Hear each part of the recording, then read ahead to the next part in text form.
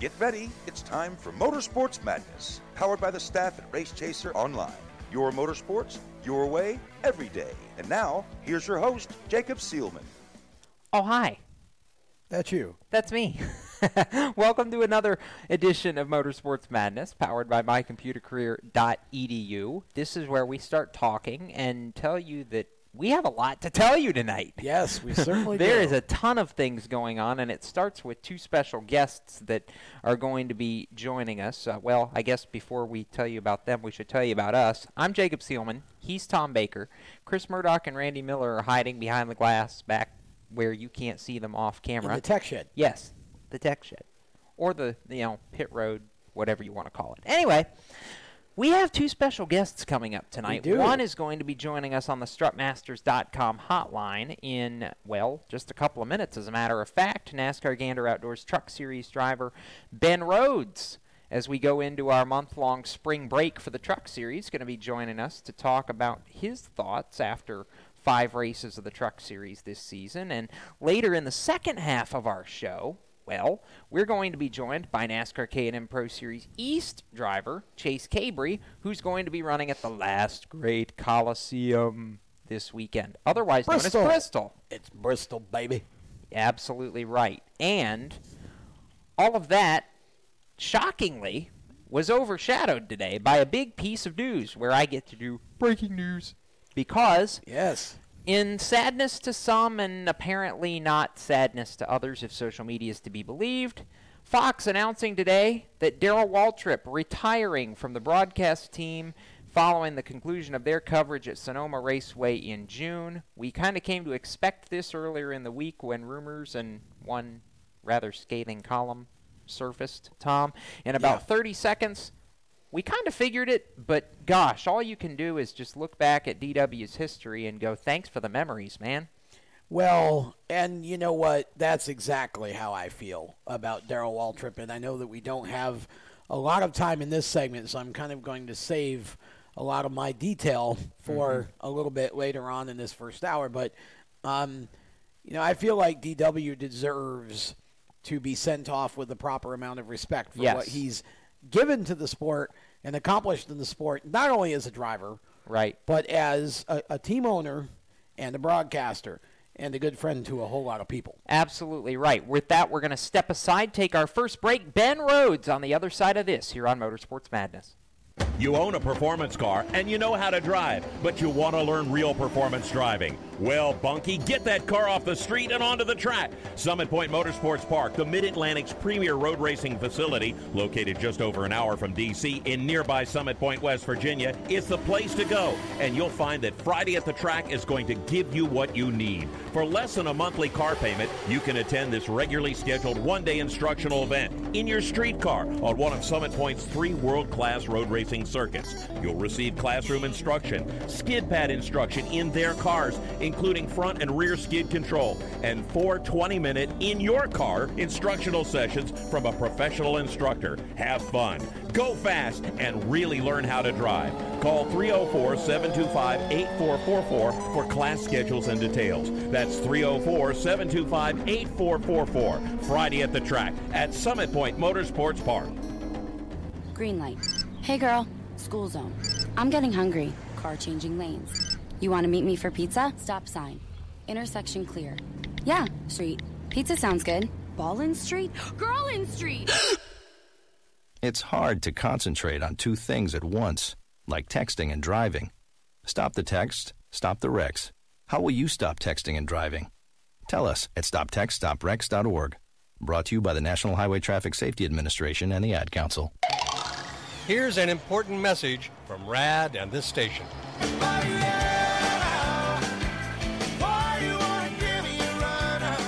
Hi, this is Bob Sheehan from Blues Traveler for RAD, recording artists against drunk driving. I like to party just as much as the next guy, maybe even more, but the one thing I won't do after I've had a few is get in the car and drive. Don't blow it. Always choose a designated driver. Remember, music lives, and so should you. Automotive technicians and auto service trainees, how would you like to work at the beach and perform for one of the best car care centers in the nation? Louis Meineke is now looking for skilled automotive technicians to join their award-winning team. If you're a gearhead that knows his or her stuff, or a young up-and-comer that has the motivation and drive to succeed, then you need to make this call today. 302-827-2054. Lewis Meineke Car Care Center, located in beautiful Lewis, Delaware, offers a highly competitive compensation plan, great benefits, a flexible schedule, and did we mention that you're going to be working at the beach? Plus, there's a signing bonus for the right candidates. Technicians must be ASE certified and have a minimum of 6 years experience. Beginners advance at your own pace in one of several entry-level positions. But whatever you do, don't wait. These jobs will go fast. Call Tim at 302-827-2054. That's 302-827-2054. Lewis Meineke Car Care Center. Rev up your career. Hi, I'm Ben Rhodes, and you're listening to the Performance Motorsports Network, the voice of motorsports. Well, we hope he doesn't have to walk 500 miles in his next start. No, that would be bad. It's not really. That would not be really good. the idea. I don't think you're supposed to race. Exactly. Have a truck. Welcome back to Motorsports Madness, powered by mycomputercareer.edu. That was Ben Rhodes, and on the strutmasters.com hotline right now, this is also Ben Rhodes. I'm Jacob Seelman. He's Tom Baker, and that guy, Ben Rhodes, is joining us now, and we're glad to have you back, Ben, because it's been a little while, and, you know, it's not been a bad start to the season for you. I would imagine there's a lot to be happy about up there in Sandusky. There is. There's a lot to be happy about, but, you know, there's a lot of work to be done at the same time. I guess if there was a break in our schedule, this was about the perfect time for it, because right now we've got all of our trucks in the basement here at ThorSport Racing. We're getting all of our F-150s are having new bodies put on them, and our fleet of trucks is going to be ready to rock and roll once the summer months hit. So before we dig into talking about what happened in the first 5 races, I want to backtrack to what Tom and I were talking about in the opening segment and get your thoughts on the announcement from Fox today that Darrell Waltrip's retiring at the end of the Fox stretch this season, because, you know, from your standpoint and my standpoint, Darrell was a voice that we grew up listening to. Oh, yeah. No, it's just like you said. I grew up listening to Darrell. He kind of, you know, he was the one that kind of molded people's thoughts and opinions, because they're the voice that they hear when they're watching the race. So it's good. Look, Darrell's a legend of the sport, right? But, you know, I think change is a good thing. I think change is good in anything that you do. And I'm excited to see what the next phase of the sport's going to be on the broadcast side. And then we have a lot of big changes that are coming on into the sport just here with the schedules for a start, and then 2021, 2022, you know, down the road, I know there's a lot of really big changes in the pipeline. So there's a lot going on for the sport, a lot to be excited about, and this is one of the changes along the way. But, I mean, Darrell's a legend. Like you said, I grew up listening to him. I want you to go ahead and funnel. You brought it up, so we didn't have to. What were your initial thoughts this week on the schedule announcement? Because, goodness, with the truck series going back to Richmond next year, Xfinity to Martinsville, especially from your shoes on the truck side, it looks like there's a ton of things to look forward to. Yeah, I think they're doing a really good job for what they have right now. From my understanding, I could be wrong here, but from what I understand, the schedule can't be shaken up a whole lot until 2021. Correct. Is that correct? Yeah, the contract with the tracks what they're prevents doing, that. Yeah, so, I mean, for what they have to work with right now, I think they're doing a phenomenal job. And they're finding excitement within, you know, the tracks that they're working with, and they're putting the tracks at different spots in the schedule that are just going to create excitement. I mean, our playoffs next year are going to be wild. I mean, just absolutely wild. All of those short tracks, Talladega, road course. I mean, some of our most difficult racetracks are in the playoffs. Well, and the other change that I thought was fun was the idea of doing I mean, Pocono is going to be a veritable buffet. You know, you've got ARCA, you've got trucks, you've got Cup, you've got Xfinity, then you got Cup. So you got 5 races in one weekend for basically one ticket price. That's pretty incredible, honestly. Yeah, if there was a racetrack that could hold all those people, that would be Pocono. The infield's huge. I get lost there. So I can definitely see why. You know, that's a facility that can definitely take it. But, you know, something that I really thought was neat, too, was changing up the Championship 4 race. If this playoff format is something that we're truly going to stick with and we're going to, make the deciding factor for a champion, I agree with probably the popular opinion right now, which is it definitely needs to be different every single year. It's going to be very strange going to Homestead in March. Like, does the season end now? Like, it's going to be weird. Right. And you're a young kid, so you can relate to the potential for difficulty here when you mix spring break in Miami Beach with the NASCAR crowd. Like, you can see the potential for excitement here, right? What are you getting at, Tom? I want to be at the racetrack all in one piece. Well, yes, but there are going to be a lot more of you who aren't at the racetrack and maybe in 2 or 3 pieces at times. So, yeah, it's going to be really interesting to see how that all plays out, Jacob. I don't know about the whole spring break mixing with NASCAR. That just seems like it's certainly going to be fun to watch. I want to circle back to ThorSport because I know, Ben, you've been spending some time up there in the shop. What's been the atmosphere like after these first 5 races for you guys and throughout the team? Because it seems like even though maybe you haven't checked every single box you wanted to, that there has been a lot of optimism, and certainly I feel like Texas showed that you guys have a lot of speed. Yeah, we definitely have speed, and that's something that makes everybody happy on the team, right? But the one thing that we haven't been enjoying is just some of the wrecked trucks we have, and I think that some of that's a product of the environment, the racing. Daytona, that's just a product of Daytona. So you can expect a wrecked truck there. We got out of Martinsville, and the truck was the best I've ever had leaving there. I mean, heck, we almost didn't even have to replace the rear bumper. It was actually pretty amazing. And then you go somewhere like Las Vegas, we got hooked in the right rear into the wall. Texas, we're had an easy top 5 going. I think we could have got second to Busch and maybe even challenged Busch for the win and got it from him. But we ended up colliding with Brett Moffitt there, and then that sends us to 10th place, and now we got to fix that truck. So we're a little frustrating. I don't think the crew members are frustrated about it. I think they're all very happy and really good spirits, which is great. That's how they need to be. Sure. But I'm really mad about it and the fact that we should have better finishes than what we do. It sounds like a broken record, really, because it just seems like it's the story of every single season, and it's like, what do you do to fix it? But I look back at these races, and I talked to TJ Majors, my spotter, and he's like, man, I don't know what to tell you. I don't know what you could have done differently there. Like, I wouldn't have told you to do anything differently. Like, you did what you had to do. I just don't know why it's not working out. So we'll see. I think everybody is in very high spirits. The crew chiefs, everybody's working late when they don't even need to, just because they're thrilled. They can't wait to get to the track. They want to win. They're determined, and they don't even have to work late right now. Like, everything is so far ahead that they're just excited, and that's cool to see as a driver. With the way the schedule's shaken up next year, it kind of erases somewhat the month-long break that you guys have had that some people have complained about in the past. Are you a fan of this break in the situation that you're in right now, or would you rather have more races during this early part of the season? See, that's tough. A lot of the guys that can complain, and I've complained in the past myself, are the ones that have other rides outside of the NASCAR series to race in the off season. Well, for the past several years, I mean, really all I've ever done is race in NASCAR. So if NASCAR's not racing, I don't have anything to race.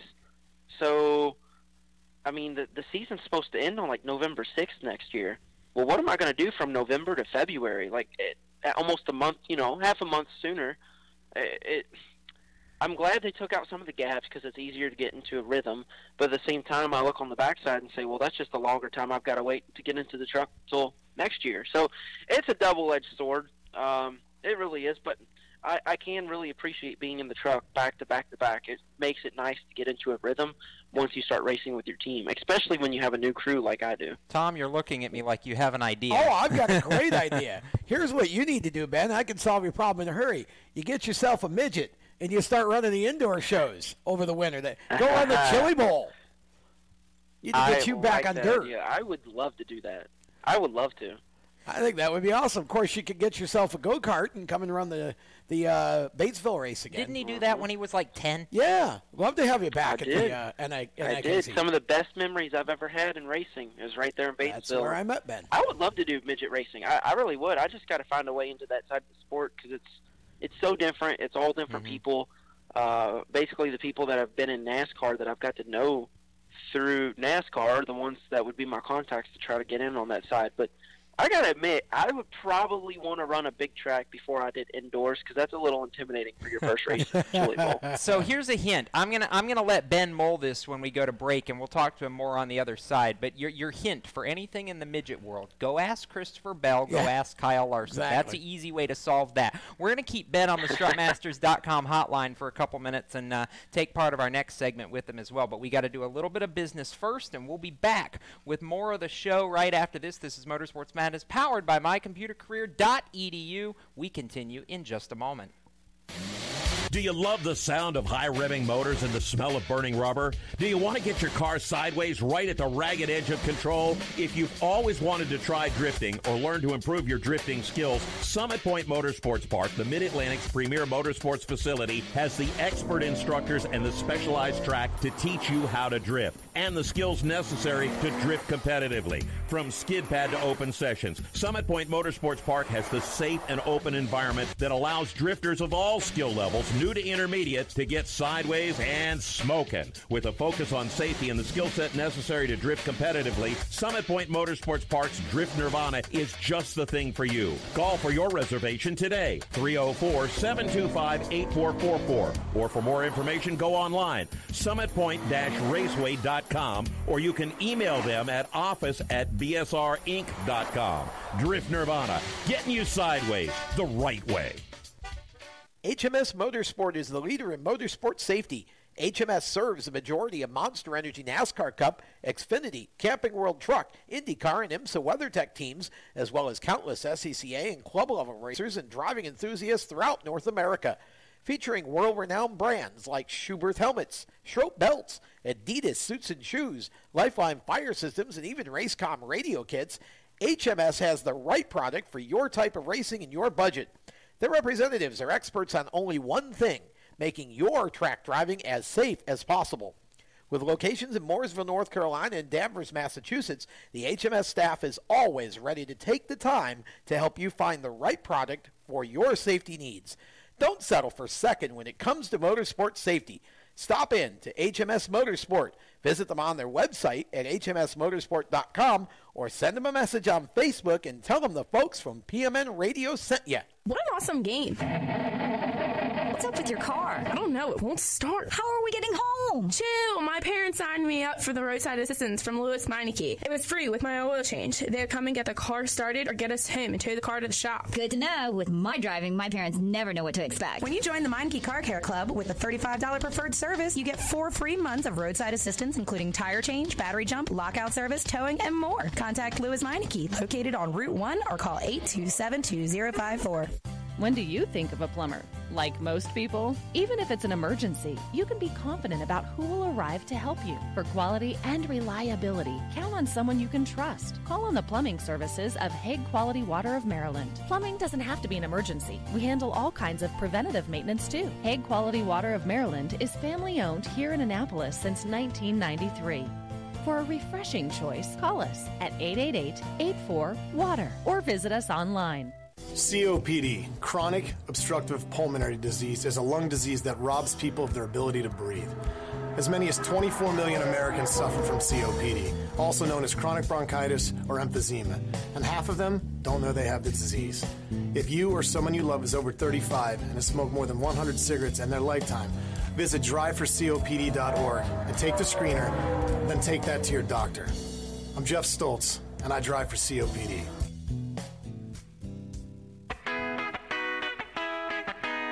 Hi, I'm Matt Tift, and you're listening to Race Talk on the Performance Motorsports Network.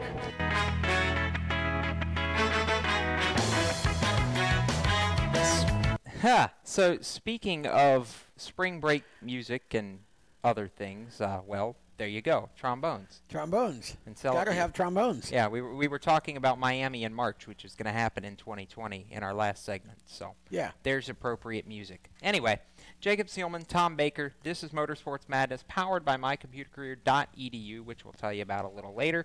Randy Miller and Chris Murdoch are behind the proverbial glass, and on the strutmasters.com hotline with us for a couple more minutes is NASCAR Gander Outdoors Truck Series driver Ben Rhodes, who is pilot of the number 99 Ford F-150 for ThorSport Racing. And I was thinking about this during the break, Ben, because obviously ThorSport has been through a lot in the several seasons now that you've been with them. How do you feel like the team is positioned this year compared to some of your previous years at ThorSport? Do you feel like the team's in as good a position as it's been? I mean, especially with Johnny coming back into the fold now, it seems like you guys are primed for some pretty big things.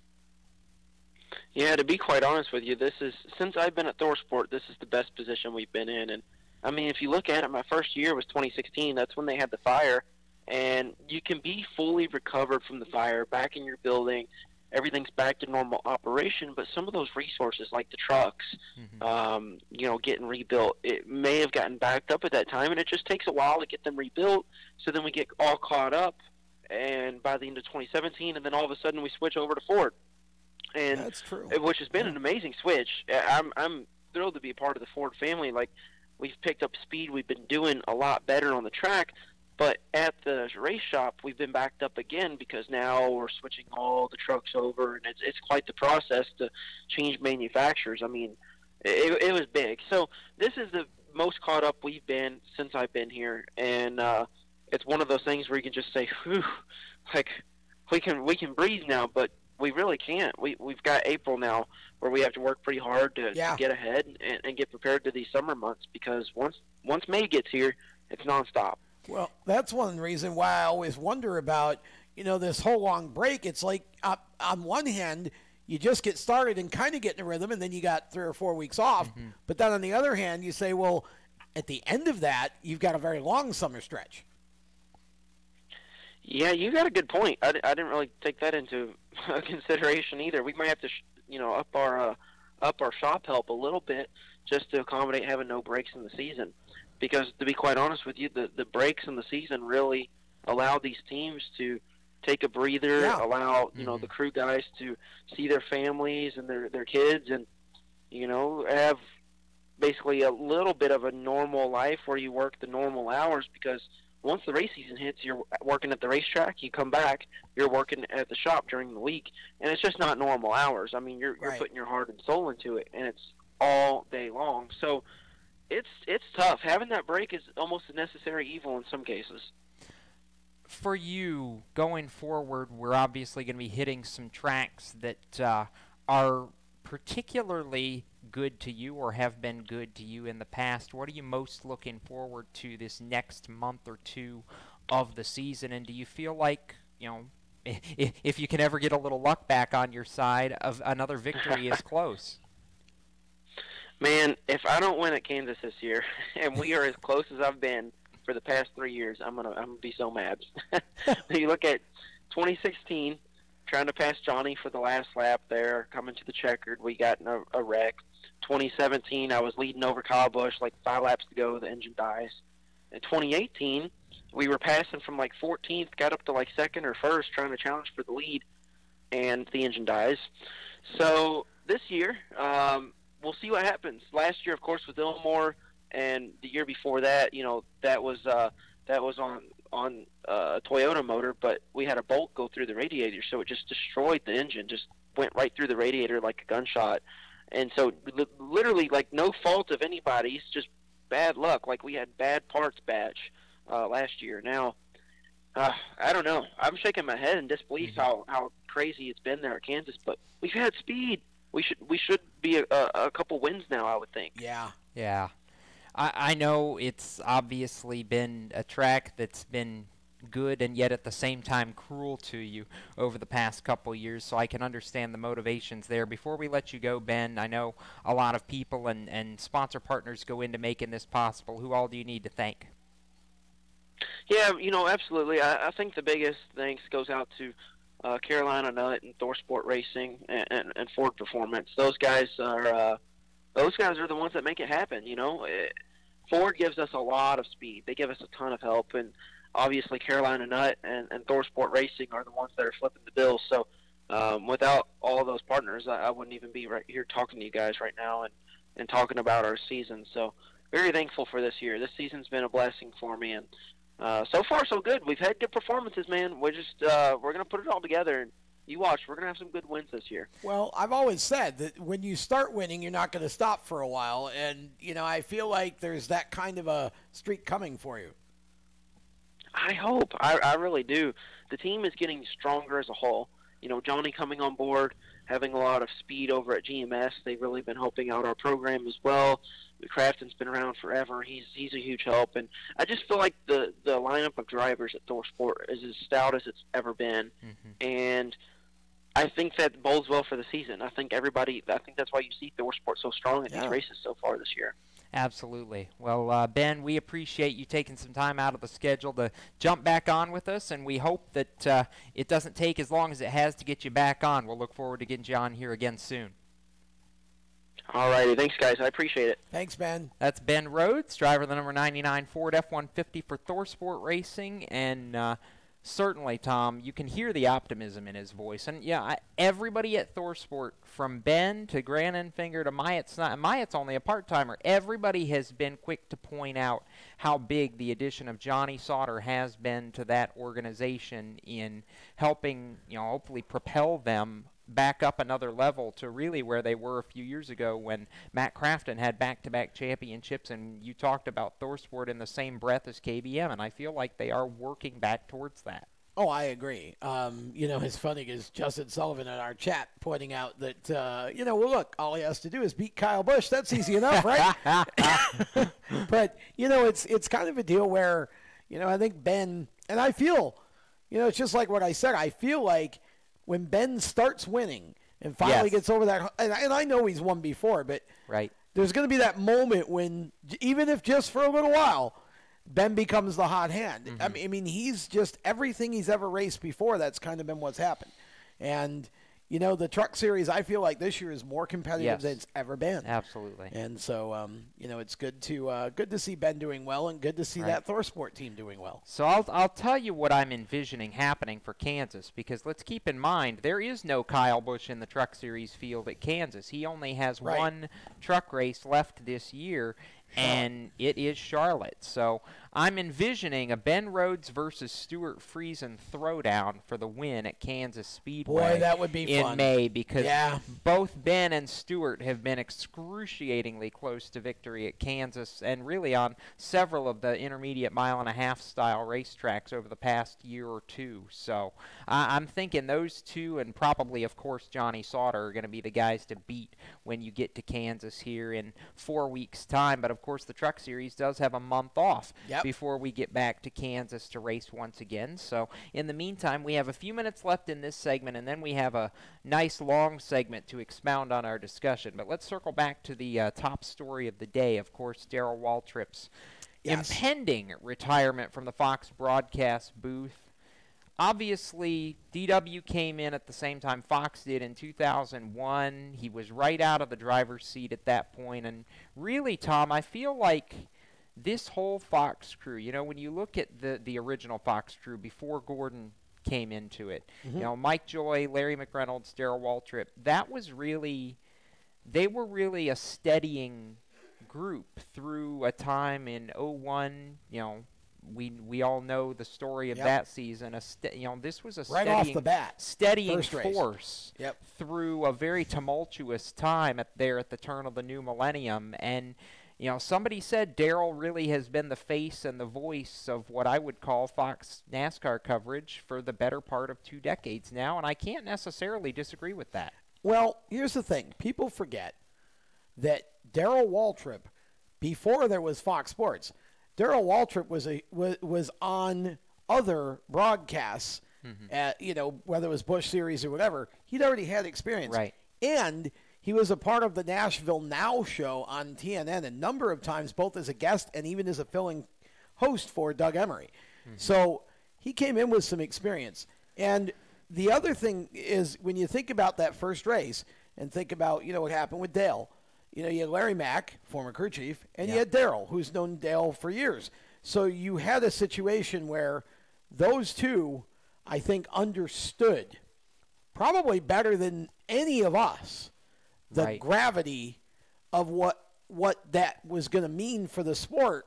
And I feel like over those next several races, as you had the sort of miraculous finishes that we had, those two and their commentary, and of course Mike Joy as well, really carried us and transitioned us all the way through that. I agree.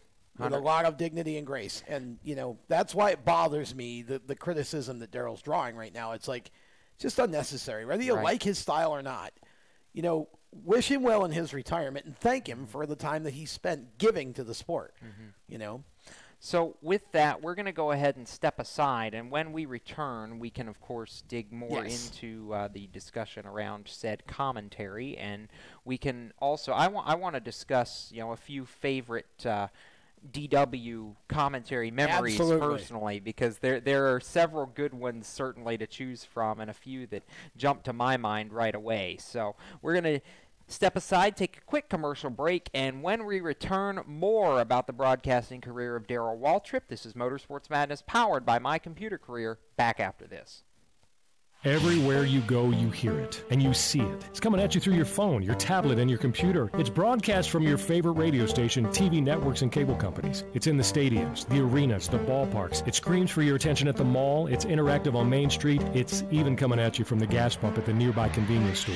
What is it? It's digital content. It's digital content. It's digital content. Somebody has to create it. Somebody has to manage it. So whether your dream is to write it, design it, create it, call it, produce it, voice it, host it, light it, shoot it, switch it, record it, color correct it, edit it, code it, repurpose it, tweet it, blog it, post it, compress it, upload it, replay it, or make sure it gets to where it's got to go when it's got to get there in the format it's got to be in, you need to attend Carolina School of Broadcasting. The skills you will learn, the experience you will get, and the connections you will make at Carolina School of Broadcasting will open the doors to the career you want in digital content creation and digital content management. Call or come by today. Click csbradiotv.edu. Parents, your son or daughter has had their license for a while now, but you want to make sure they're prepared for any situation they may face on the road. High school driver's ed doesn't teach them to drive defensively.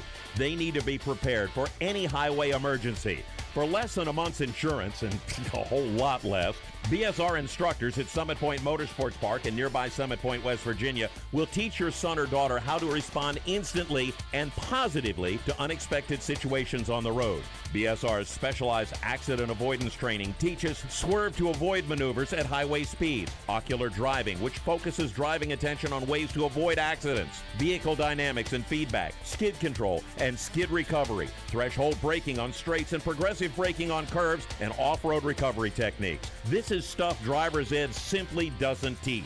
So call BSR today, 304-725-8444. Give your kid the skill set needed to drive safely and responsibly on the highway. That's 304-725-8444. This is a test to find out if you know it all when it comes to children. Name one of the leading killers of U.S. children age 1 to 13. What's the best way to protect children in a car crash? At what age and size should a child start using a booster seat? Don't assume you know it all when it comes to car seats for your child. Go to safercar.gov/the-right-seat and know for sure. Brought to you by the National Highway Traffic Safety Administration and the Ad Council. Hi, I'm Cody Connor, and you're listening to Race Chaser Radio. Now back to the show.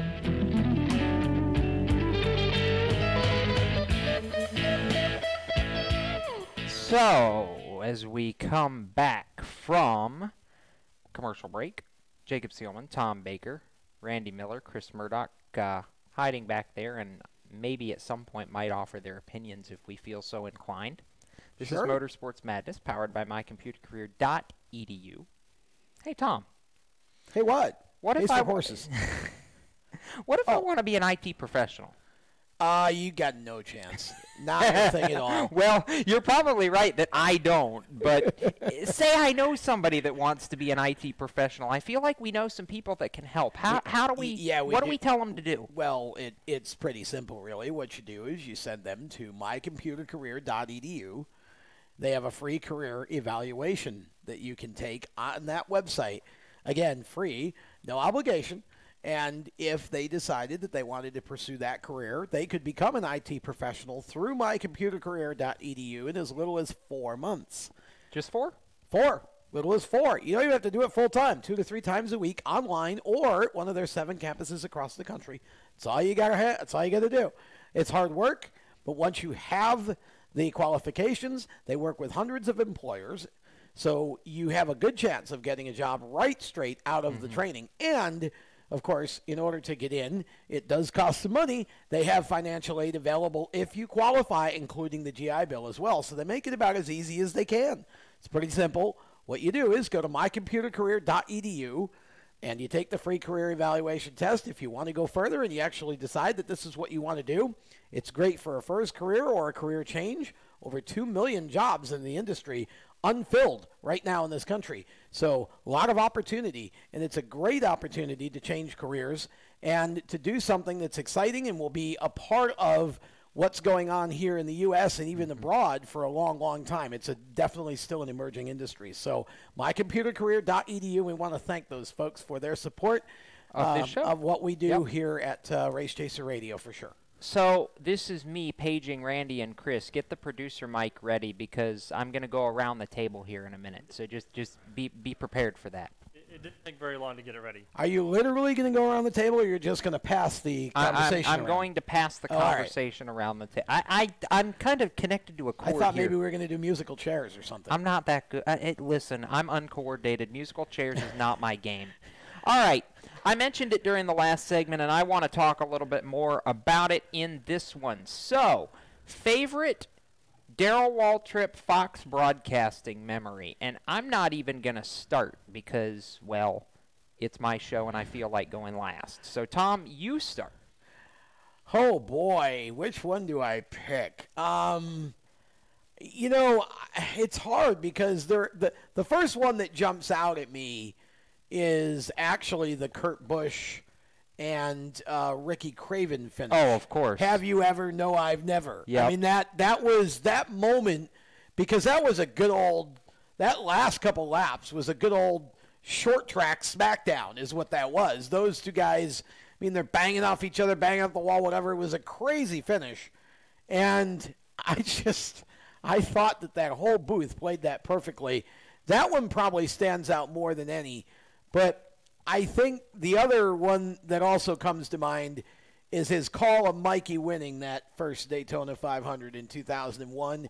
As tough as that day was. As tough as that day was. And, you know, anybody who thought that was inappropriate or whatever, well, we could just disagree, because I loved it when that Jarrett was able to do it. Thank you. For Dale. Twice, as a matter of fact. And Dale, obviously, that wasn't planned. And given the situation that developed there on that last lap and everything that was going on, I thought Darrell handled it with just a great dignity. Mm-hmm. And again, you could tell that it was authentic. He was, you know, excited for Michael, worried about Dale, and you know, that, again, I just think that defines who Darrell is. Darrell, like Darrell or not like Darrell, Darrell was never not Darrell. No, exactly. Everything, I mean, Dave Moody pointed that out in his column this week. Everything you got out of Darrell Waltrip was authentic Darrell Waltrip, and I can speak to that, Jacob, because for a number of years, I actually was friends with his middle brother, Bobby, and Bobby and I announced several kart races together. And Bobby was just like Darrell when it came to what you got was genuinely them. Them Waltrip boys call it like they see it. Randy. Yeah. Well, for me, and Tom kind of played off the fact too. The thing that sticks out of my mind the most is him calling Mikey's win in the Daytona 500. It being his first year behind the booth and having to deal with his brother winning the race, but at the same time, worried about essentially his best friend and his condition too. And just the emotion in his voice, both on both sides of the spectrum, and having to deal with that on live TV, just made me respect him so much more, because not an average person wouldn't be able to do what he's been able to do in the last 17, 18 years. But just on the very first broadcast, having to deal with that is just simply amazing. Yep. Christopher, I'll stall long enough for Christopher to walk over there. I guess for me, it's more of a personal thing, because as Jacob and Tom know, when we're at a racetrack, I'm on pit road or the pit wall at some point, more often than I am in the media center. And for me, it's just how nice of a person he is. I mean, when you see on the Fox broadcast when they do the pre-race and they're standing on pit road, I've been there when they're doing some of that stuff. And as they're walking by, Darrell will joke with anybody that's standing around, or he'll mess with anybody. He's just the nicest guy you could ever talk to when they're just sitting around, waiting to come back from commercial. So I think for me, it's more of just how down to earth and how great of a person he is, and how he doesn't put his nose in the air to anybody. You could just be standing there and he'll talk to you. So for me, real quick, favorite broadcast memory of Darrell is not actually 2001. It's actually the 10-year anniversary of 2001, when the Truck Series opener at Daytona in 2011 fell on the same day as Michael's first 500 win. They brought Darrell back in the booth alongside Rick Allen and Phil Parsons, and Darrell again called Michael home that night. And for that's me, right, in the truck race, yeah. I pick that one over 2001 because 2001 was overshadowed by so many negative emotions just from the situation that happened. I felt like there was a lot of additional purity in that 2011 win, and maybe some extra healing too, that just couldn't have been there in 2001, because at that moment that the checkered flag waved on that day, we didn't know what was going to transpire in the hours to follow. So just the fact that everything was able to come full circle on that night, for me, sticks out as one of my all-time favorite memories of Darrell in the broadcast booth. And I think, too, to circle back to 01, that very next week at Rockingham, when he and Mike Joy called Steve Park home at Rockingham, that's another one that sticks out as a favorite, just for what that one meant to the sport, not just to Fox, but to the entire sport as a whole. And now, Tom, I know we want to get in this while we have a couple minutes left too, but dear all those who are criticizing Darrell Waltrip, shut up. He's earned the right to go out on his own terms, number one. Number two,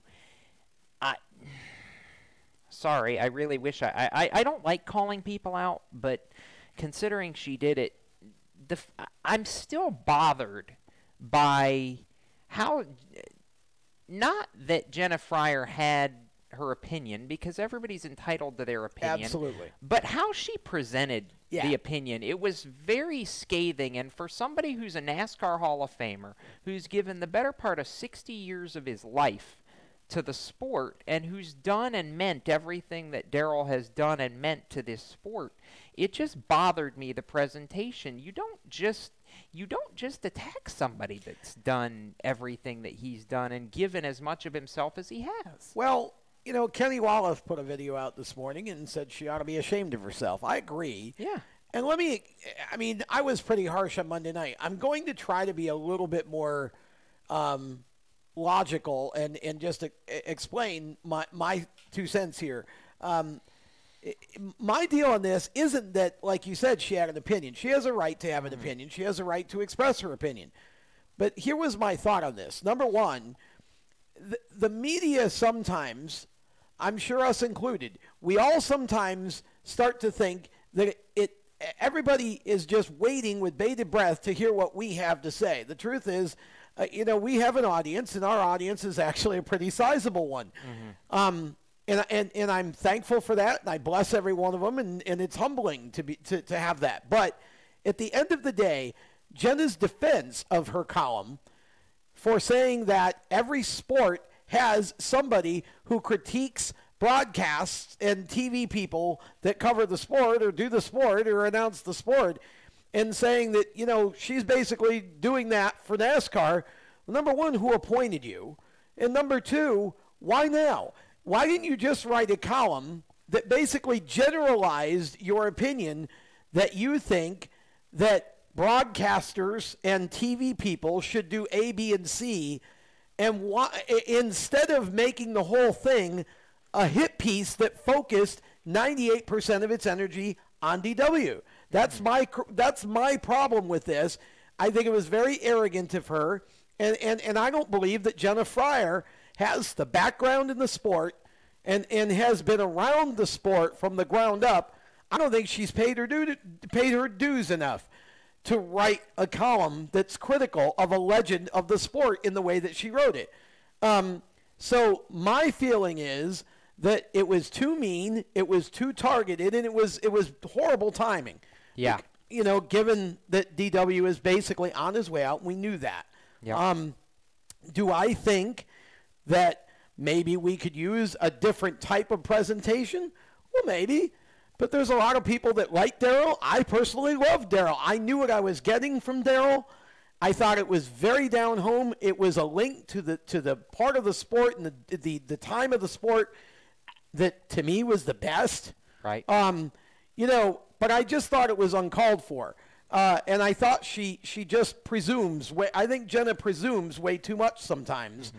You know, if the Associated Press wants her to be their mouthpiece, fair enough. But you know, think about what you're writing and why you're writing it. I don't think any of us in the media ought to be assuming that we're bigger than the sport or have that right to demean somebody who's given more to the sport in the last 20 minutes than we ever will. Absolutely. And that was my thought of that. And I wanted to just go back. Mm-hmm. I thought of another quick DW moment. Oh, good. It was in 2001, and it wasn't at Daytona. It was the week after at Rockingham. Hey, do you remember they race. had DW do the prayer? Do the prayer, yes. And that to me is where DW basically he's a very Christian man. He's a very godly man, and DW handled a very tough moment about as gracefully as you could ask for anyone to handle it. I think he was the perfect person to do the prayer that day.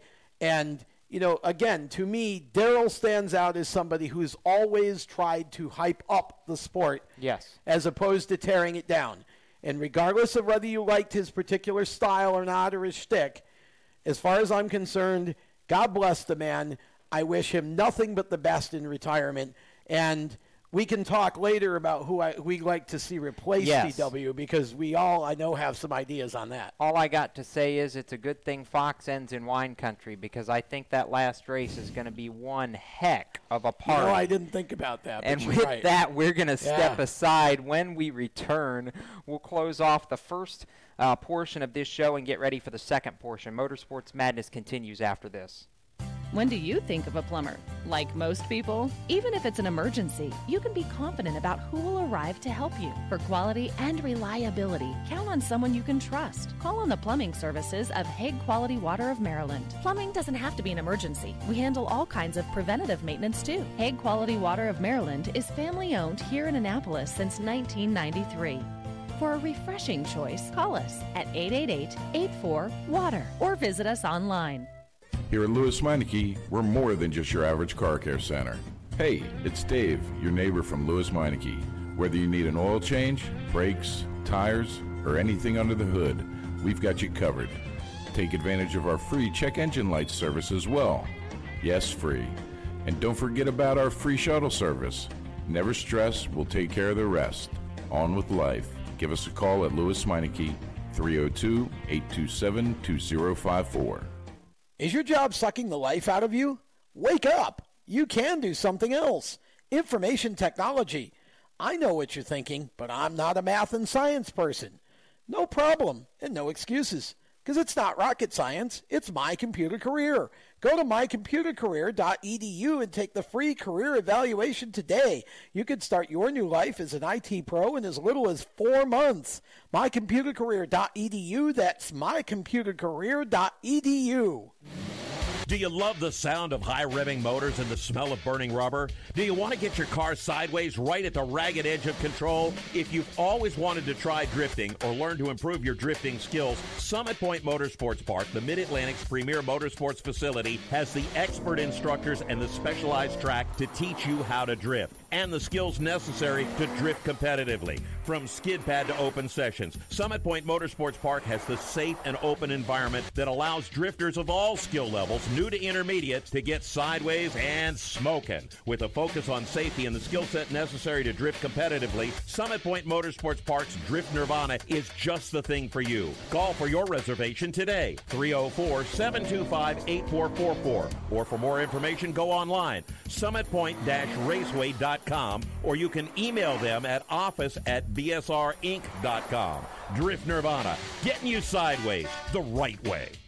If you own a gun, you have a full-time responsibility. When you aren't using it, be sure it can't get into the hands of curious children, troubled teenagers, a thief, or anyone else who might misuse it. Your family, friends, and neighbors are all counting on you.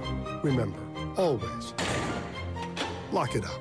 For more information on firearm storage safety, visit ncpc.org. This message brought to you by the National Crime Prevention Council, the Bureau of Justice Assistance, and the Ad Council. Hi, I'm Spencer Davis, and you're listening to Race Talk on the Performance Motorsports Network. Now back to the show. Well, there's one of the combatants that's going to be tackling the high banks at Bristol this weekend, yes. And we're going to Bristol, get ready baby. to hear from another one in a couple of minutes because Chase Cabre just entered our midst, and yes. will be sitting down with us in the second hour of our show, which is coming up not very long away. For those of you who have missed what we've talked about with regards to DW and his retirement, we'll have more conversation about that later in the show. Indeed. And of course, you can watch it, go back and rewatch it later. Indeed. We also have to talk about the, in a little bit more depth. We talked about it with Ben Rhodes a little bit when he was on the hotline with us not too long ago, but the schedule changes for the Xfinity Series and the Gander Outdoors Truck Series for 2020, because there's a lot of excitement there that I'm really looking forward to, including the date swap to allow the trucks back at Richmond and Xfinity coming back to Martinsville. Yeah, that's going to be fun. It's going to be neat to see the Xfinity cars at Martinsville. And I think the other thing I'm excited about is what we talked about with Ben Rhodes in the opening segment. There's the five-division Pocono Raceway show next year. You're going to have ARCA on Friday, and you're going to have Trucks and Cup on Saturday, and Xfinity and Cup on Sunday. Five Yep. classes, one ticket price at Pocono in 2020. That is going to be an outstanding show. 2 doubleheaders with Trucks and IndyCar next year, Texas and Gateway. Yes, that and the Gateway news was just announced about maybe an hour before we went on the air that the Truck Series race, which will be the opening race of the playoffs in 2020, will be paired with the IndyCar Series. Previously, it was the NASCAR K&N Pro Series East-West combo race that was paired with IndyCar at Gateway. So all of that, very exciting, lots to look forward to. We'll get to that in a little bit. As we mentioned, Chase Cabre has entered the building and will be talking with us coming up as we start the second half of our show, and there's a lot of good things there. He's been on the dirt a little bit already this year. He's had back on the dirt. Yeah, back on the dirt. Yeah. He's had a K&N Pro Series East race under his belt at New Smyrna and getting ready to have a second one under his belt at Bristol Motor Speedway this coming weekend, where his brother didn't win on the concrete at Bristol, but his brother won on the concrete at Dover, and we know Rev Racing is very strong on those style of racetracks. So look forward to talking with him about that. Right now, though, we're going to duck away to a break. The second half of Motorsports Madness rolls when we come back, so don't go anywhere. We're growing like crazy and need account reps who know their way around agencies, the internet, and social media. Got connections? Or do you know how to get to the decision makers? Are you fearless? We need you. Internet radio, or as we call it, wireless mobile radio, is rapidly becoming the place to be with almost limitless income potential. So contact us to get involved with the fastest growing professionally produced group of internet radio stations in the world. Your imagination is the only limit here. Call 717-749-0000 717-749-0444. That's 717-749-0444. Or you can email us at scorpionradiogroup@gmail.com. You want to ask for Sue. Okay, so Sarah, I'm dropping you off at Emily's? Yep. And Josh, you're going to? Soccer, Dad. Soccer practice. Right. Oh, by the way, I just wanted to let you know when I pick you both up, I'll be wearing my short shorts. What? No! Yep, and my dorky dad hat, and I'm going to do my dad dance for all your friends. They'll love it! Seriously? Why? Because I like my short shorts. Of course, I could be talked out of it if you guys would just buckle up your seatbelts without giving me a hard time. It's important to get your kids to buckle up for safety, no matter what it takes. And sometimes, all it takes is your parental powers of persuasion. Okay, we're buckling up. See, all buckled. Good choice. I'll just have to do my dad dance at dinner time. What? No! Do what you have to make sure your kids are wearing their seatbelts, even on short drives. Never give up until they buckle up. A message from the National Highway Traffic Safety Administration and the Ad Council. Visit safercar.gov/kidsbuckleup for more information. Strutmasters.com is the proud sponsor of NHRA Top Fuel driver Clay Milliken. If you own a luxury car or SUV, eventually your high-tech suspension system is going to fail. And when it happens, call or click Strutmasters.com for an American-made suspension conversion system that solves the problem for a fraction of what you'd pay at the dealer. And the only thing faster than the service you'll get at Strutmasters.com is Clay Milliken stomping on that loud pedal. Hi, I'm Sheldon Creed, and you're listening to Race Talk on Performance Motorsports Network. Now back to the show.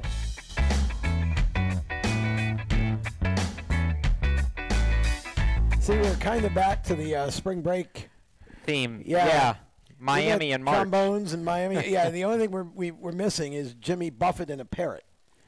And maybe some margaritas. Well, we may be missing all that, but what we're not missing is a guest in our third chair. Chase Cabre's back. Yeah, good to see Chase. Good to have Chase back on the show. It's been a while. Yeah, it's been, I'd say, 2 years. I was looking actually through some old pictures and came up with the last time that I was sitting in this room. And that was with my brother. So good That's to be right, back. it was. Oh, wow. At the little round table. I remember that you came. Yes, we did have you in. That Colin was on really at the last time you. Wow. I thought we had you we're on one other slacking. time after that, but Yeah, wow, it's been a it's while. been a while. I Yeah. got brought in by a nice jingle.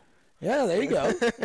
Yeah. We're we try to step up every once in a while, and we brought the house for you tonight. So you're going into what, year 3 with? Yeah, with third Rev? year. Third year. And You realize that makes him old, right? Yeah. I'm like the Morgan Shepherd of the Canon series. Well, or at least Rev Racing. I mean, how old are you now? 22. 22, and you're like the big brother of the staff. The the problem is not only is Ruben Garcia older than Chase, that's he's also right. I forgot taller about than Ruben. Chase. Yeah. You don't really notice it until we get next to each other, and you realize that he's like a giraffe. And for all the Ruben Garcia fans out there, Chase wasn't being insulting, just funny. No, you need to see and accurate. Actually. Yes, Yeah. you need to see those two next to each other at the racetrack, and you'll know how funny they can be. Now, here would be my question right off the bat here, because anytime don't wind him up too far. Well, anytime you're going into Bristol, I would think that there's a little extra sense of anticipation and excitement, because of all the tracks on the circuit, I would think Bristol is the one that would be, and you got about 30 seconds. I would think Bristol's the one that's really the track. Yeah, Bristol it's tough. It's extremely tough because not only are you racing at a really high level, but you have the Cup guys there, you got the Xfinity guys there. You got to be on your A game, and it hasn't been a track that's been a good thing to me in the past, but hopefully this year we'll turn it around. We'll talk more about that on the other side of this break, because you've got 2 chances to try and tame Bristol this year, which is a huge deal for you guys in the K&N Series. More with Chase Cabre as we roll into the second half of our show, coming up right after this. You own a performance car and you know how to drive, but you want to learn real performance driving. Well, Bunky, get that car off the street and onto the track. Summit Point Motorsports Park, the Mid-Atlantic's premier road racing facility, located just over an hour from D.C. in nearby Summit Point, West Virginia, is the place to go. And you'll find that Friday at the track is going to give you what you need. For less than a monthly car payment, you can attend this regularly scheduled one-day instructional event in your street car on one of Summit Point's 3 world-class road racing circuits. You'll receive classroom instruction, skid pad instruction in their cars, including front and rear skid control, and 4 20-minute in-your-car instructional sessions from a professional instructor. Have fun, go fast, and really learn how to drive. Call 304-725-8444 for class schedules and details. That's 304-725-8444. Friday at the track at Summit Point Motorsports Park. Is your job sucking the life out of you? Wake up. You can do something else. Information technology. I know what you're thinking, but I'm not a math and science person. No problem and no excuses, because it's not rocket science. It's My Computer Career. Go to mycomputercareer.edu and take the free career evaluation today. You can start your new life as an IT pro in as little as 4 months. mycomputercareer.edu. That's mycomputercareer.edu. The Performance Motorsports Network is a compilation of shows about motorsports. From technical to controversial to just fun, everything you like about racing and gearhead stuff is right here on one internet channel. The Performance Motorsports Network. Tell your friends about it.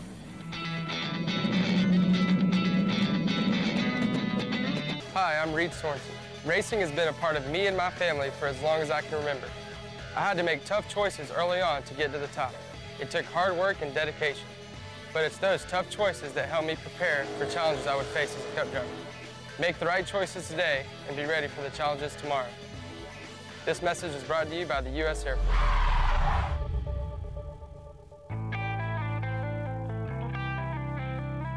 Hi, I'm Chase Cabre, and you're listening to Race Talk on the Performance Motorsports Network. Now, back to the show. Who's that guy? I don't know. Where did you get that voice? Sounds a lot like 2 years you. ago. I don't know.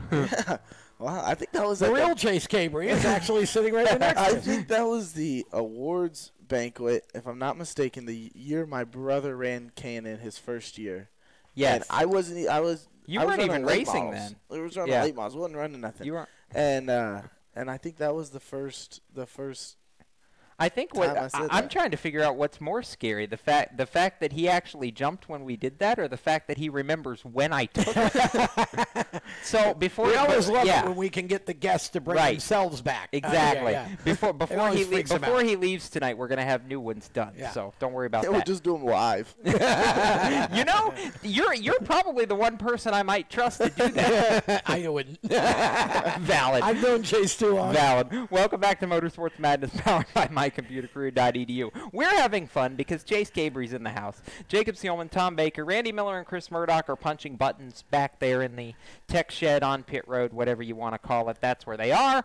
And we're going to Bristol this weekend, or at least I'm going to Bristol. Chase is going to be racing at Bristol, and you've had a couple opportunities, but this is the first year that if this one doesn't go according to plan, you get a redo in August, which I'm sure has to be a good feeling for you. But at the same time, it's also one of those, you want to do well now so that you don't have to, stress about coming back and making up for the one that got away. Yeah, I mean, I don't really want to look at it that way, considering the fact that we're going after a championship. You got to be good every single race. Mm-hmm. We're behind the 8 ball right now. New Smyrna didn't go as planned. Speed-wise, it did.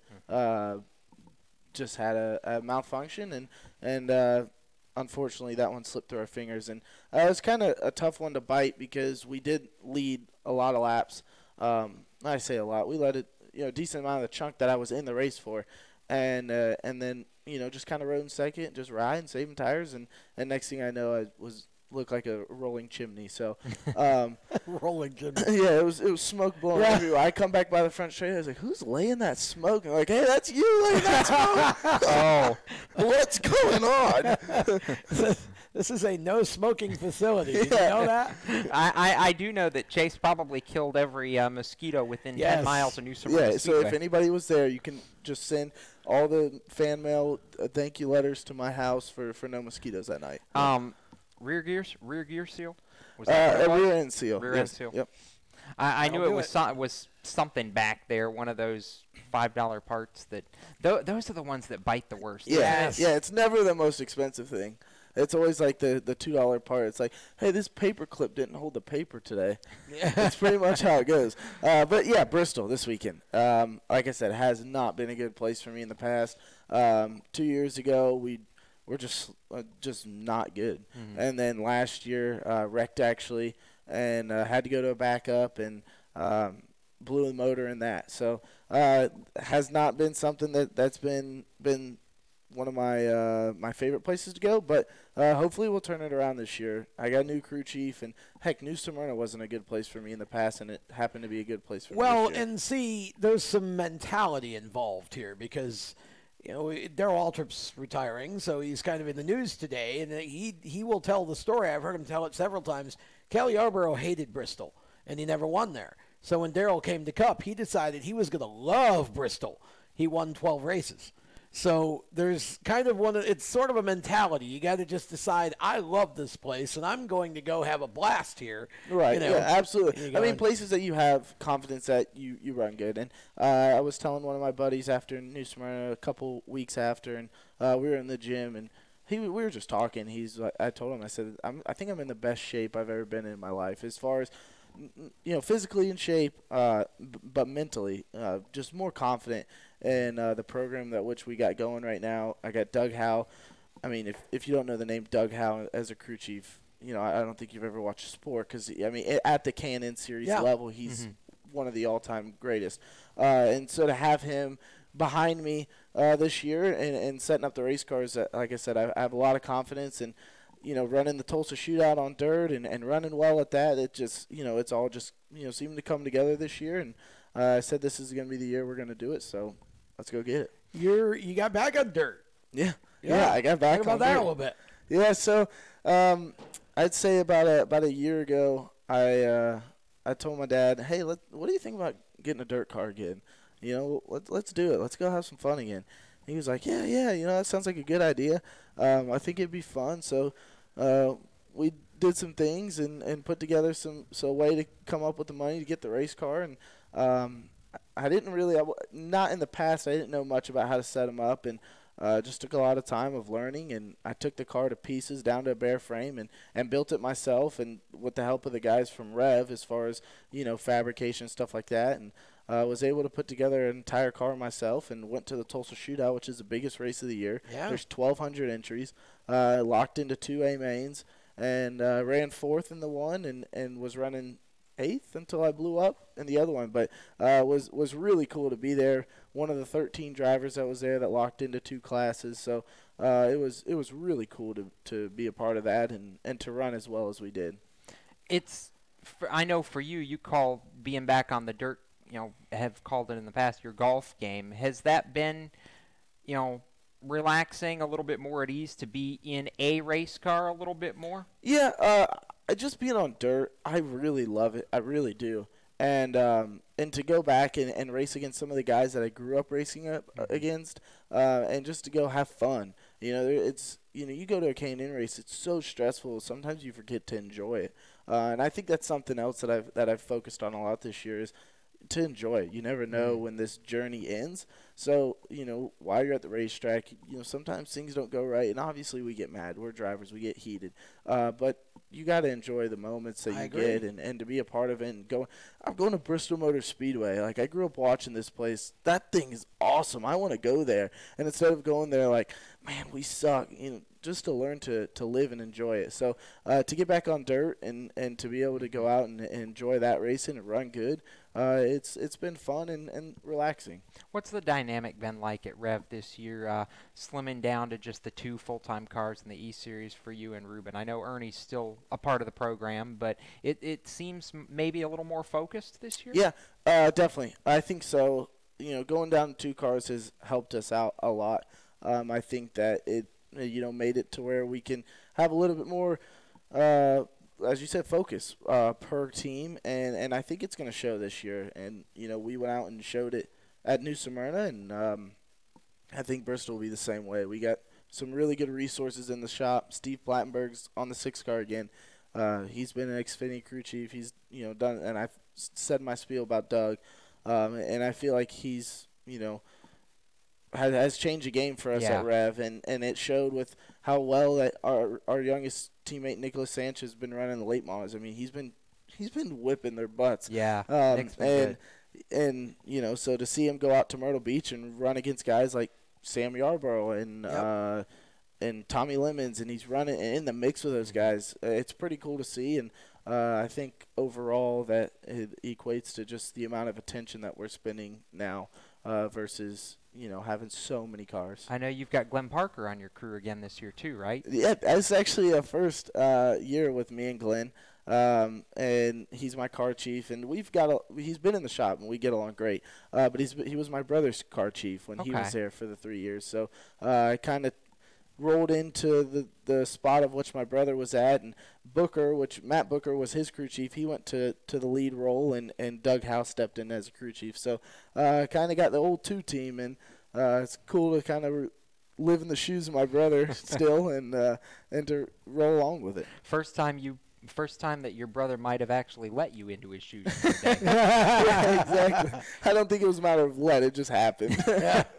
It's been fun. So we've got more ahead with Chase coming up in this show. Of course, we got a couple segments still to go in this show. We're going to get some schedule conversation into coming up. But right now we're going to do a little bit of business, because I feel like if we don't, there's a couple water bottles back there that are going to become flying projectiles before too long. Yes. Because Randy's not afraid it's probably more like a couple of orange vanilla Coke cans. Randy or Chris. So with that, we're going to step aside. When we return, Motorsports Madness powered by mycomputercareer.edu continues. Chase Cabre in the house. We'll be back right after this. Parents, your son or daughter has had their license for a while now, but you want to make sure they're prepared for any situation they may face on the road. High school driver's ed doesn't teach them to drive defensively. They need to be prepared for any highway emergency. For less than a month's insurance, and a whole lot less, BSR instructors at Summit Point Motorsports Park in nearby Summit Point, West Virginia, will teach your son or daughter how to respond instantly and positively to unexpected situations on the road. BSR's specialized accident avoidance training teaches swerve to avoid maneuvers at highway speeds, ocular driving, which focuses driving attention on ways to avoid accidents, vehicle dynamics and feedback, skid control and skid recovery, threshold braking on straights and progressive braking on curves, and off-road recovery techniques. This is stuff driver's ed simply doesn't teach. So call BSR today, 304-725-8444. Give your kid the skill set needed to drive safely and responsibly on the highway. That's 304-725-8444. You hear that? That's the sound of America's only sports car. That's right, it's a Corvette. But not just any Corvette. It's your Corvette. It's that who cares if there's traffic part of your day. And this can be you when you come to Cooper Corvettes. With 60 years of Corvettes to choose from, there's always a Corvette in your budget. And they'll service any Corvette you bring in. Cooper Corvettes on Route 1 just north of Quantico and Triangle. Call, click, or visit CooperCorvettes.com. HMS Motorsport is the leader in motorsport safety. HMS serves the majority of Monster Energy NASCAR Cup, Xfinity, Camping World Truck, IndyCar, and IMSA WeatherTech teams, as well as countless SCCA and club-level racers and driving enthusiasts throughout North America. Featuring world-renowned brands like Schuberth helmets, Schroep belts, Adidas suits and shoes, Lifeline fire systems, and even Racecom radio kits, HMS has the right product for your type of racing and your budget. Their representatives are experts on only one thing: making your track driving as safe as possible. With locations in Mooresville, North Carolina, and Danvers, Massachusetts, the HMS staff is always ready to take the time to help you find the right product for your safety needs. Don't settle for second when it comes to motorsport safety. Stop in to HMS Motorsport. Visit them on their website at hmsmotorsport.com or send them a message on Facebook and tell them the folks from PMN Radio sent you. Hi, this is John Ondrasik of Five for Fighting, here for RAD, the entertainment industry's voice for road safety. You know, style is a personal thing, and your lifestyle is your business. But if you take it on the road, it becomes everybody's business. So please, plan ahead, designate before you celebrate. Friends, don't let friends drive drunk. A public service announcement brought to you by RAD, the National Association of Broadcasters, and the Ad Council. Hi, I'm Riley Herbst, and you're listening to Race Talk on PMN, the Performance Motorsports Network.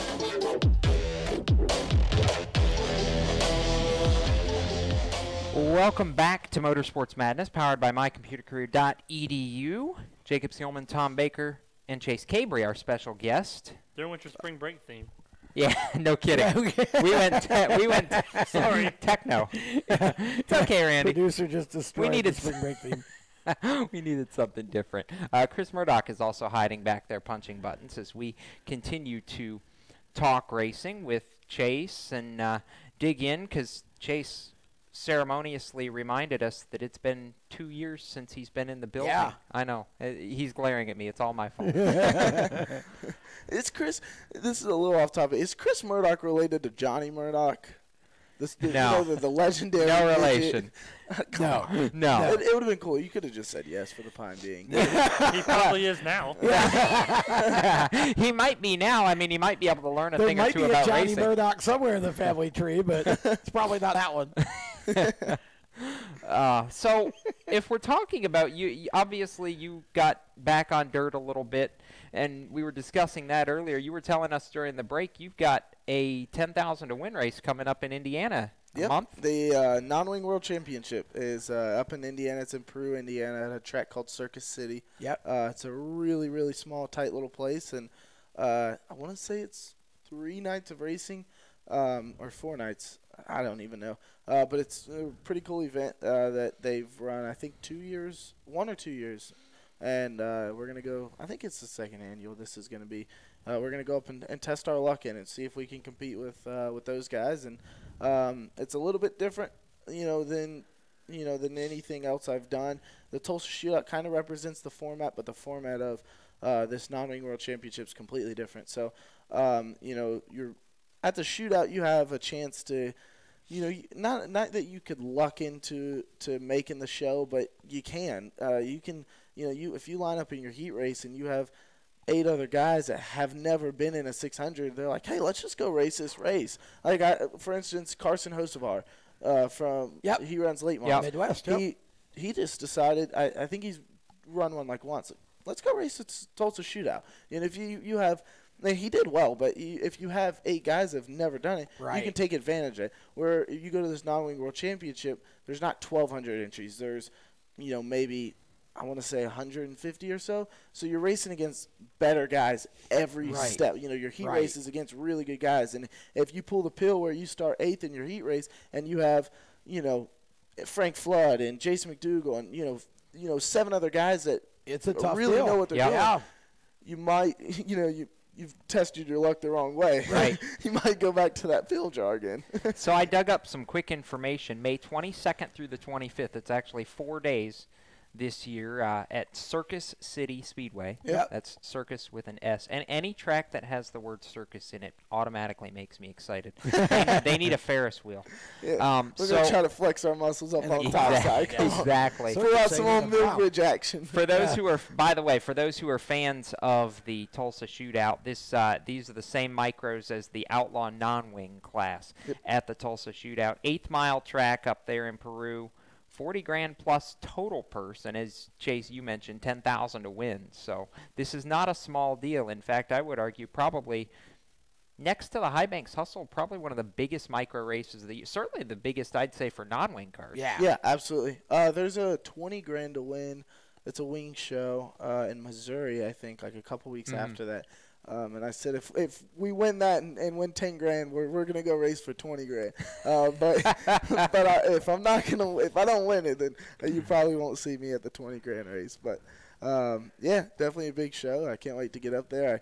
I was just telling Tom under the break that I built a brand new body for that thing, and with the help of my guys at the shop at Rev. And heck, before Rev, I didn't know how to fabricate it. I couldn't make this paper fold, and I've managed to go there and spend time up in the fab shop, and that's something else that Rev has helped a lot with. Not only am I getting to drive for him and race for him, but it's really family kind of oriented. Yeah. And we have a chance to to experience everything from fab shop. I do the design work, and to learn how to set up race cars, learn everything. And we're there every day.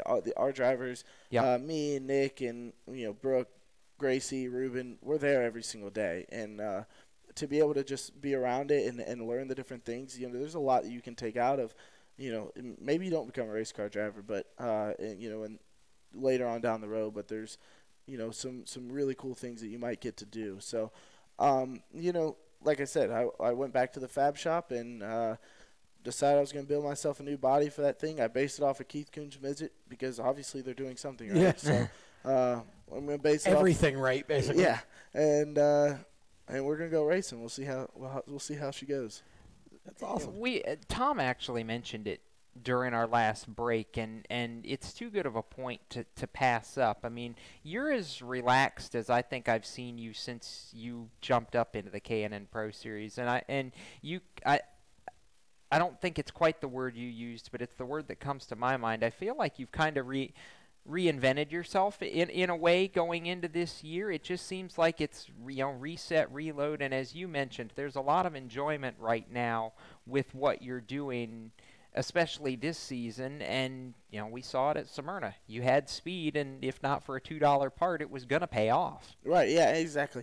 When you get really amped up and antsy and I'm going to go out and win everything, you get frustrated, and that frustration leads to stuff. Maybe you over-tune on the car. When just leave the thing alone sometimes, you'll be all right. And you might get to a point where you're like, okay, well, I ran a 50, but he ran a 48.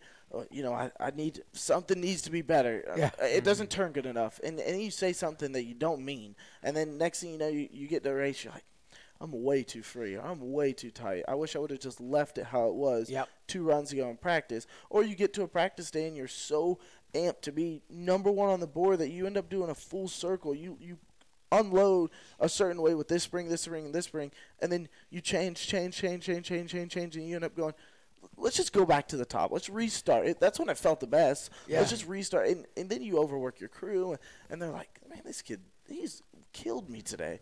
At the end of the day, they're working. It's their job. You don't want to work any harder at your job than you have to. Right. And be able to step away as a crew member when I go to the late model races, I'm able to see that side of it. Like, give us good feedback that we're able to, not work so hard as opposed to, just like I said, just blabbering something because you're not getting it and you're not going faster, so you just want to keep talking. So like I said, being able to kind of step back and relax is, I think it'll be something that's beneficial. We'll find out. Sometimes I feel like it's a case of remembering that it's not just the competition you're competing against yourself. And it's easy to psych yourself out, and get to the point where you're so worried about what everybody else is doing that you forget to just focus what's in front of you.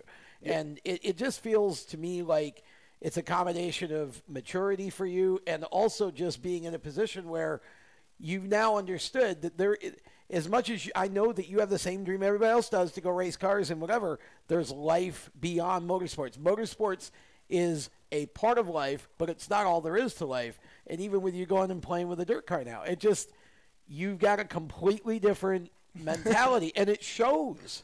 Yeah. It shows, and that's great. Yeah, no, just like what I was saying, it's a matter of just stepping, just kind of settling down a little bit instead of being so gung-ho and crazy. You kind of just take a step back and realize, that, hey, let's have fun. Right. Let's really enjoy this. You know, what we're doing is cool.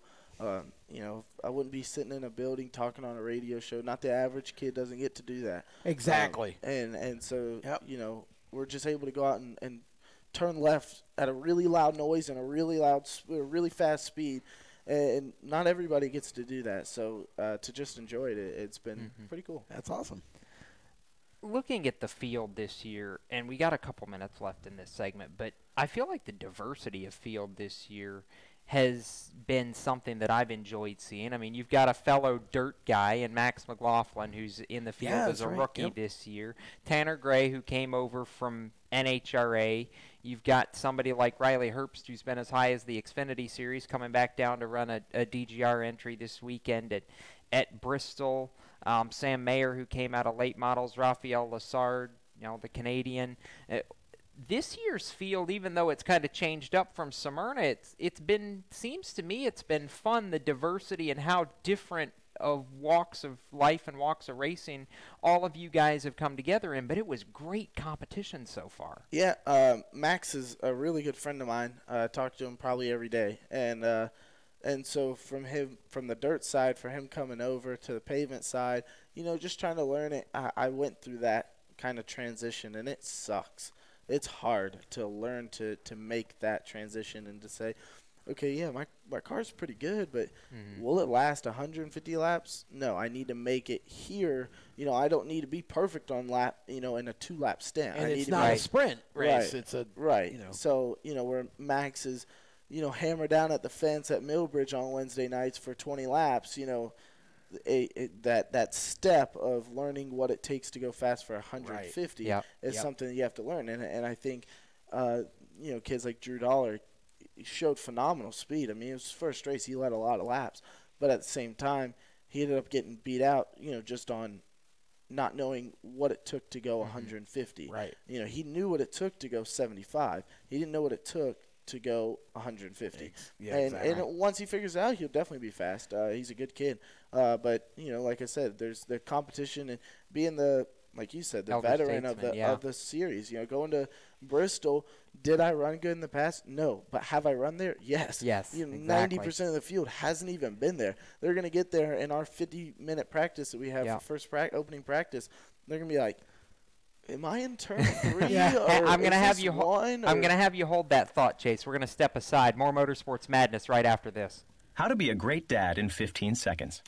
Bike ride, go fish, walk in the park, phone call, milkshake, play catch, picnic, fly a kite, tell jokes, laugh, talk, read a story, tell a story, bumper car, swing set, bowling, pillow fight, cut loose, stay tight. Whew. Because the smallest moments can have the biggest impact on a child's life. Take time to be a dad today. Call 877-4DAD-411 or visit fatherhood.gov. Brought to you by the U.S. Department of Health and Human Services and the Ad Council.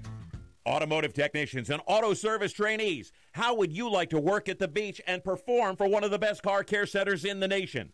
Louis Meineke is now looking for skilled automotive technicians to join their award-winning team.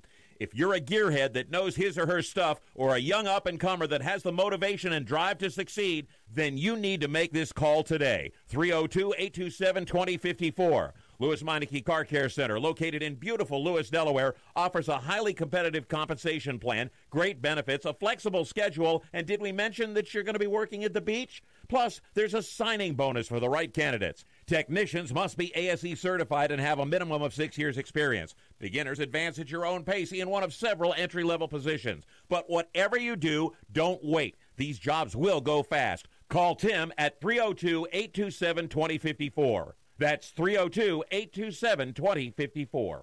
Louis Meineke Car Care Center. Rev up your career. You hear that? That's the sound of America's only sports car. That's right. It's a Corvette. But not just any Corvette. It's your Corvette. It's that who cares if there's traffic part of your day. And this can be you when you come to Cooper Corvettes. With 60 years of Corvettes to choose from, there's always a Corvette in your budget. And they'll service any Corvette you bring in. Cooper Corvettes on Route 1 just north of Quantico and Triangle. Call, click, or visit CooperCorvettes.com. how to deal with someone who says that's so gay. Outsmart them. This party is like so gay. Totally. Excuse me, but did you ladies know the word gay used to mean happy or excited? Then it became a word used to describe gay people. Then somehow it came to mean dumb or stupid, which is how you just used it, which is not very nice. Ew, that guy is on the football team and super smart, and he totally hates us now. Totally. When you say that's so gay, do you realize what you say? Knock it off. Learn more at thinkbeforeyouspeak.com. Hi, I'm Zane Smith, and you're listening to Race Talk on the Performance Motorsports Network. Now back to the show.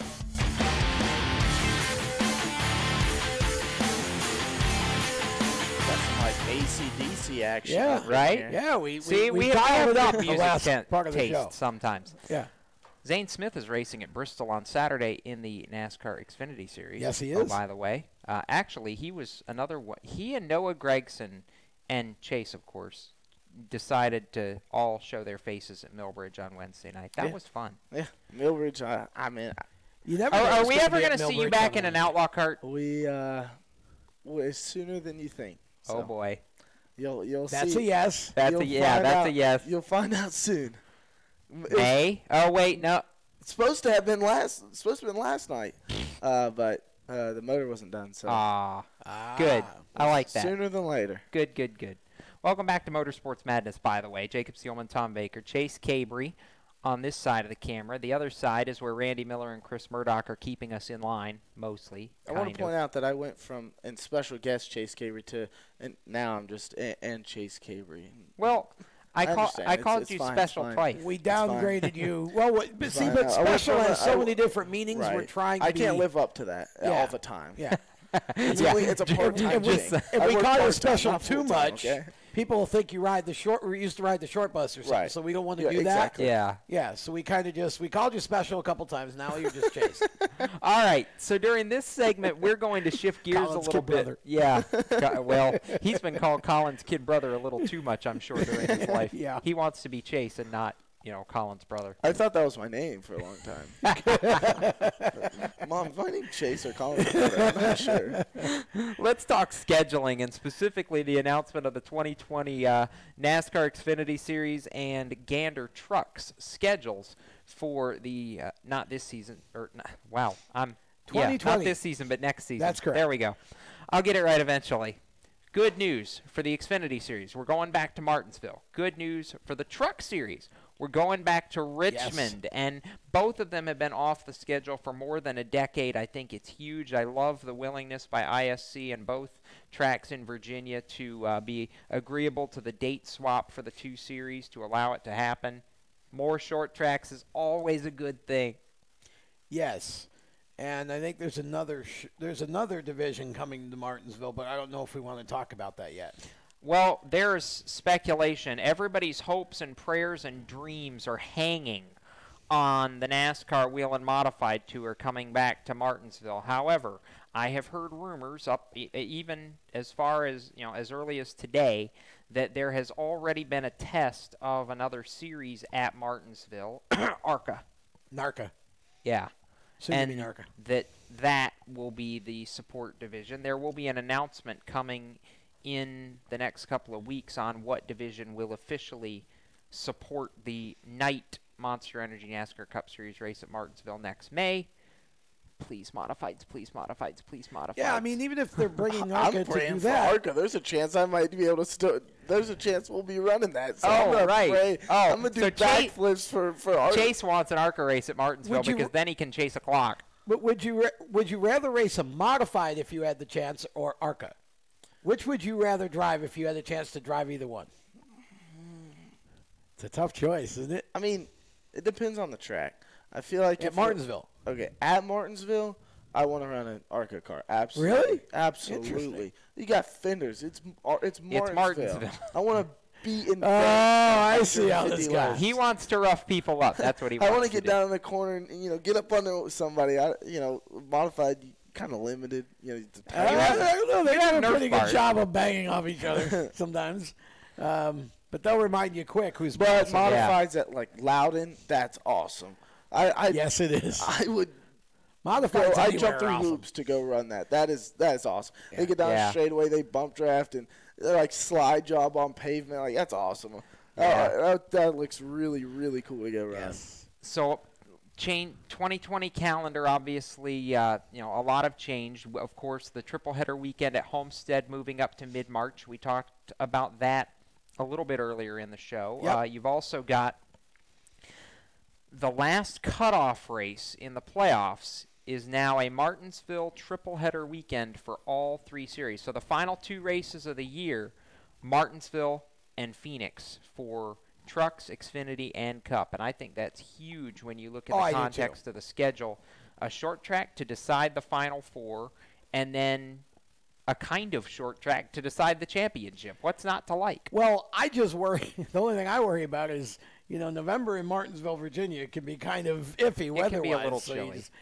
You worry about the weather there, but the idea is fantastic. It's great. And when you look at the playoffs as a whole, you've got Bristol cut off, Roval cut off, Martinsville cut off. Yeah, I mean, absolutely. What more could you ask for if you're a racing fan? It's everything the fans wanted.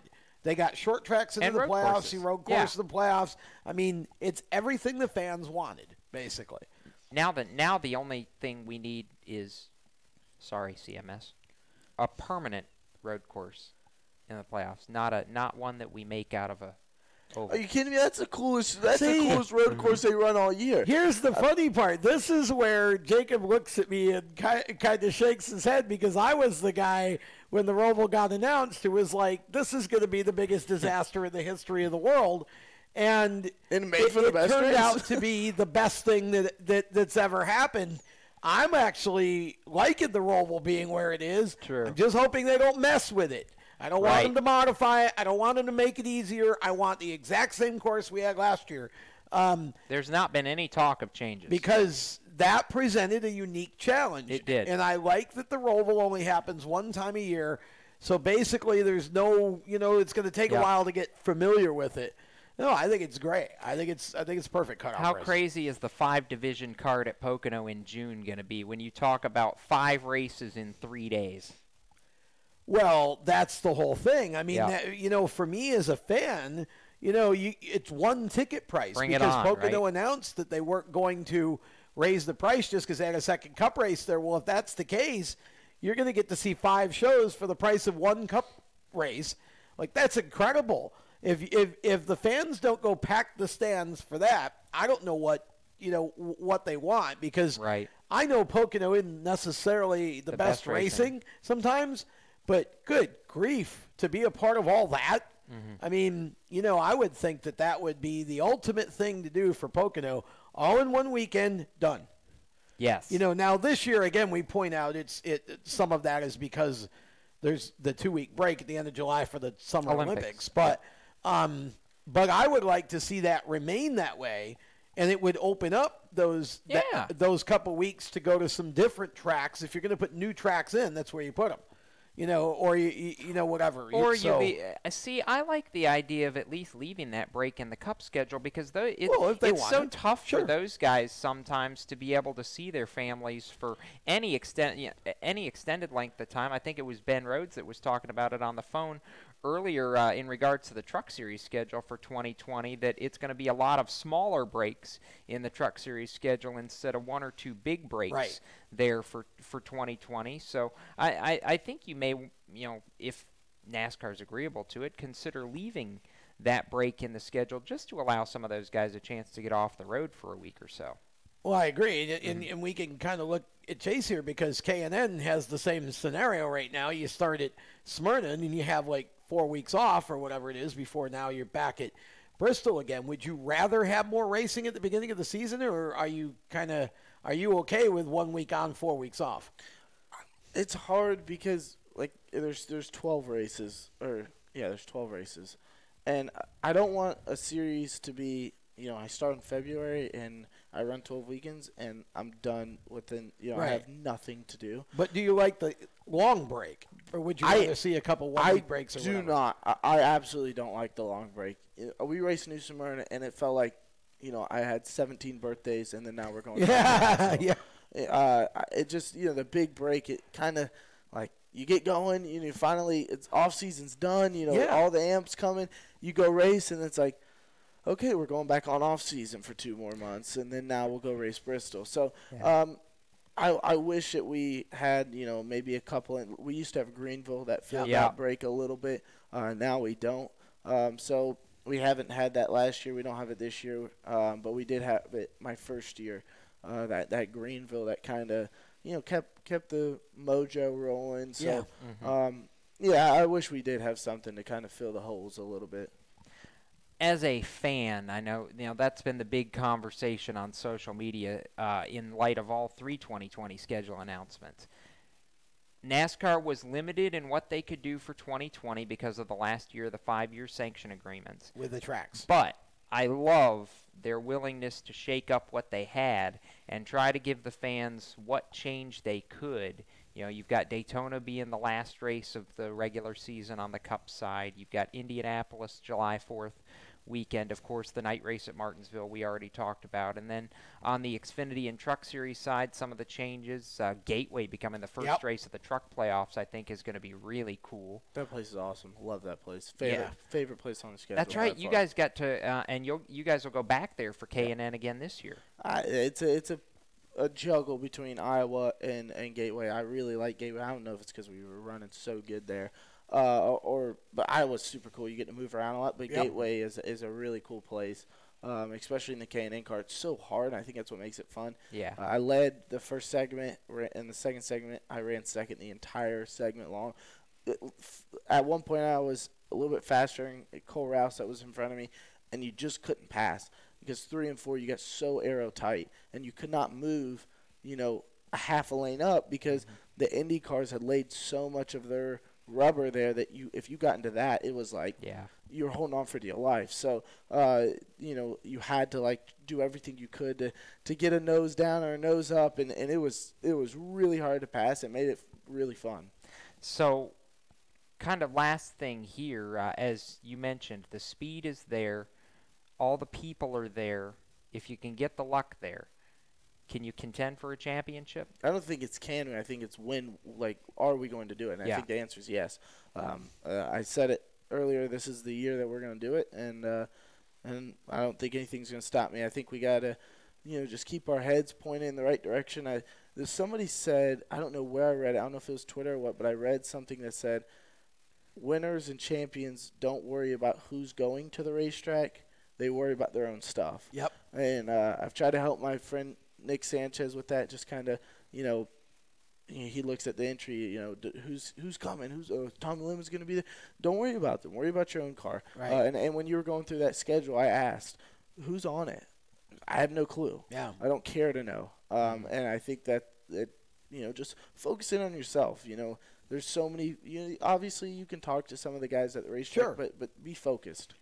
Well, it's just like, I said, don't look around you, look in front. Right, exactly. Just pay attention to what you're doing. I know Chase is hoping he's looking out front of a clean windshield on Saturday because that means he's winning a K&N race, and that's a big deal. Oh, but if you win, you get a sword, right? Yeah. That'd be awesome. I'll come in here and do pigeon dances with you. Yeah, if you win, you got to bring that in here. Yeah. When you bring it in here, we'll have you back on the show. So does that go in your trophy case? Does that go on your bedroom wall?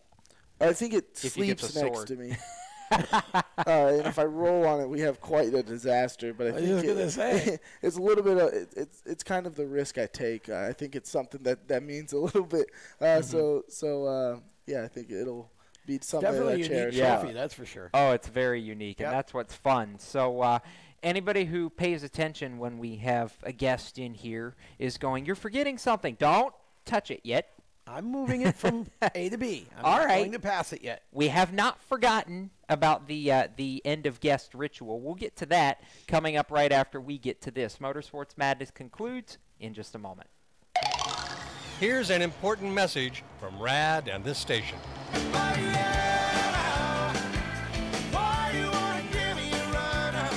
Hi, this is Bob Sheehan from Blues Traveler for RAD, recording artists against drunk driving. I like to party just as much as the next guy, maybe even more. But the one thing I won't do after I've had a few is get in the car and drive. Don't blow it. Always choose a designated driver. Remember, music lives, and so should you. Motorsports Sales Professionals. Performance Motorsports is looking to build a team of experienced media sales professionals to represent our programming to the industry's top companies, magazines, and racing series.